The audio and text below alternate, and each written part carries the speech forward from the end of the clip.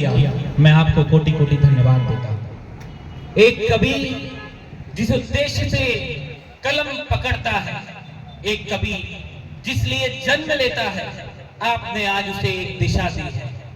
और मैं सबसे पहले आप स्वीप कमेटी के मेंबर्स, आप सभी को धन्यवाद देना चाहता हूं अपनी कविता के माध्यम से कि आपने सिर्फ इस जिले को नहीं, इस छत्तीसगढ़ को नहीं, इस देश को एक दिशा दी है कि अगर हमें जागरण लाना है, अगर हमें जनमानस के अंदर वोट की गंभीरता को जगाना है, तो उसका एक उपाय यह भी है कि हम अपने नगर के कवियों को उठाकर उनकी लेखनी का उपयोग करें।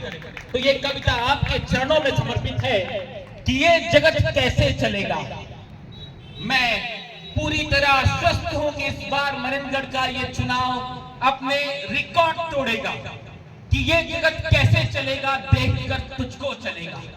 ये जगत कैसे चलेगा, देखकर तुझको चलेगा। सारथी बनकर सभी का तू यहाँ जब जब चलेगा, तू यहाँ जब जब चलेगा। स्वीप की इस टीम के लिए कि सारथी बनकर सभी का तू यहाँ जब जब चलेगा। सूर्य सा तू जब चलेगा, देखकर तुझको चलेगा। और भोर होगी भाव होंगे, भोर होगी भाव होंगे, कर्म होंगे सत्य होगा।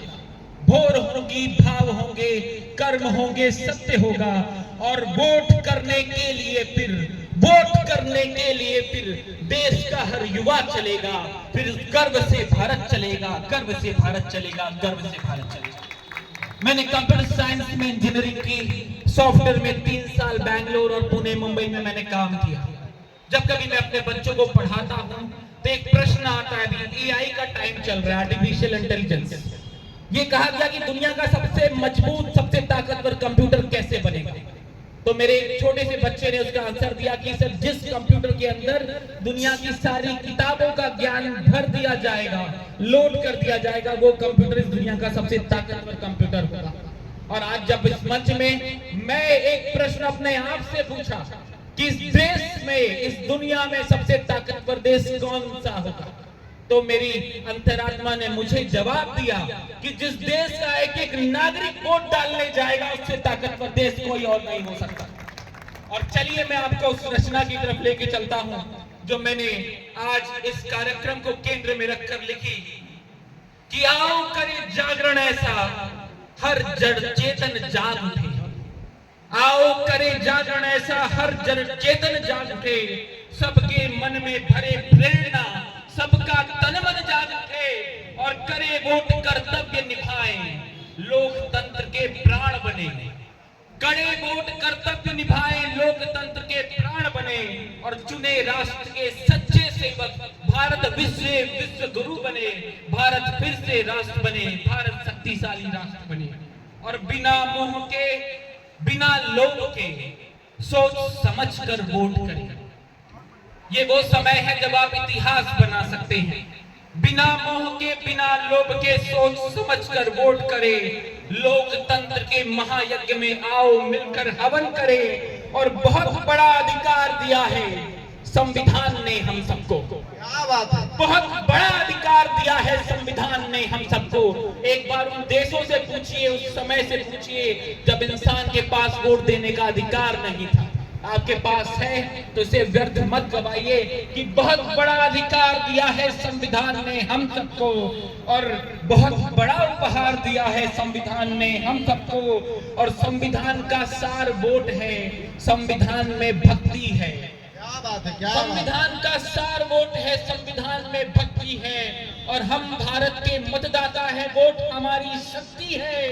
और हमें आज फिर तय करना है, हमें आज फिर तय करना है, अपना फर्ज निभाना है।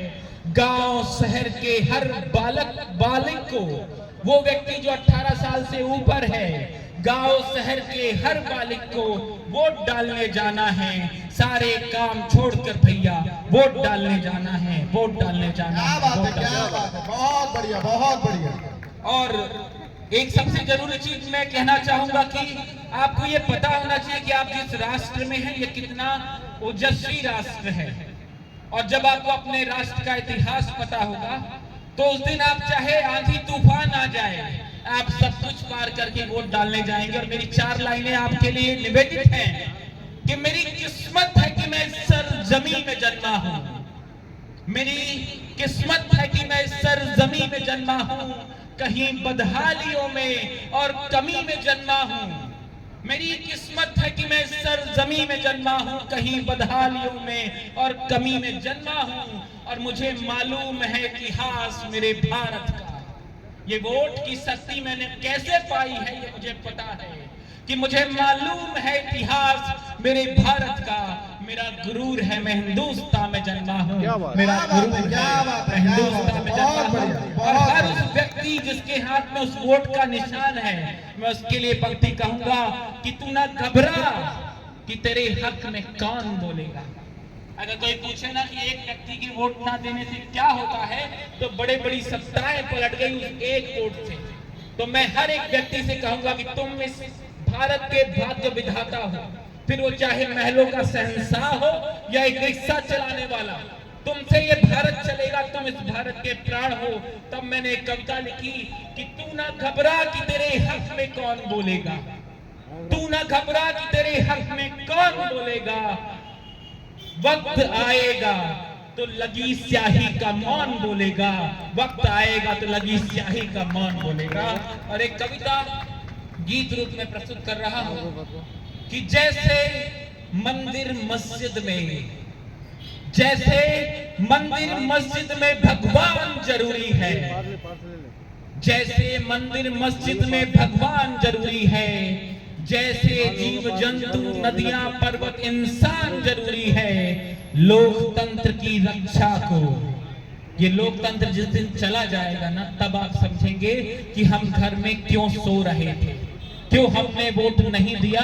कि जैसे मंदिर मस्जिद में भगवान जरूरी है, जीव जंतु नदियां पर्वत इंसान जरूरी है, लोकतंत्र की रक्षा को मतदान जरूरी है।